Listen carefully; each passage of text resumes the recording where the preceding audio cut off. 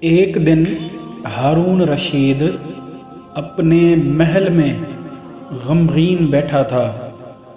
وزیر نے کہا، امیر المؤمنین بہلول دانا سے مل لیجئے، شاید اس کی بات آپ کا دل ہلکا کر دے۔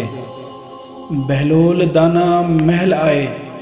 ہارون رشید نے کہا، بہلول، مجھے سمجھ نہیں آتی، اتنی دولت، اتنی عزت، پھر بھی دل بے چین ہے۔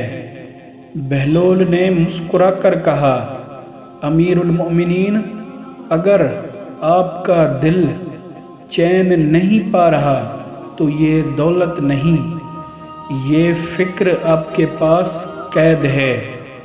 بہلول نے اپنی جیب سے ایک پتھر نکالا اور کہا، اس پتھر کو دیکھیے، یہ سب کچھ سہ لیتا ہے، دھوپ، برسات، ہوائیں، مگر شکایت نہیں کرتا۔ انسان بھی تب سکون پاتا ہے جب وہ اپنی نفس کی شکایت چھوڑ دیتا ہے۔